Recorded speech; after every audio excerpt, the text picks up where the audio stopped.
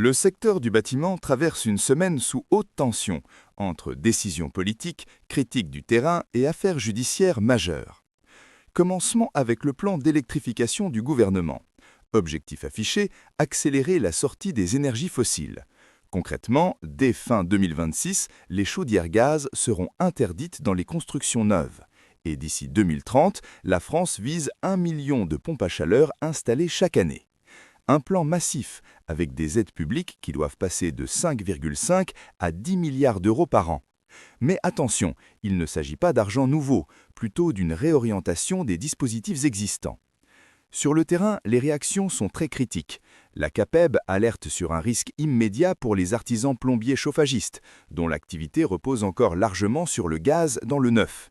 Certains pourraient faire face à une rupture brutale de leur marché avec des délais jugés trop courts pour se former et se réorganiser. Même son de cloche du collectif Rénovons, qui dénonce une stratégie mal ciblée. Selon eux, remplacer les équipements sans traiter l'isolation des logements est une erreur majeure. Une passoire thermique, ce n'est pas juste un problème de chauffage, c'est un logement mal isolé, humide, parfois insalubre. Le message est clair, il faut rénover avant d'électrifier, sinon les coûts explosent pour des résultats inefficaces. Autre actualité marquante, l'affaire Lafarge. Le groupe et plusieurs anciens dirigeants ont été reconnus coupables de financement du terrorisme en Syrie. En cause, près de 5,6 millions d'euros versés à des groupes armés pour maintenir l'activité d'une cimenterie. L'ex-PDG a été condamné à 6 ans de prison.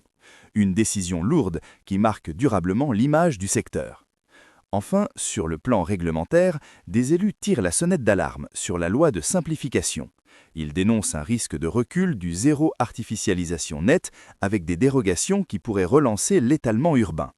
Un sujet clé alors que la France artificialise déjà 2 fois plus vite que ses voisins avec des enjeux majeurs pour les terres agricoles et la souveraineté. Transition énergétique, adaptation des entreprises, pression réglementaire, le secteur du bâtiment est clairement à un tournant. Pour aller plus loin, tous les détails sont à retrouver sur BatiWeb.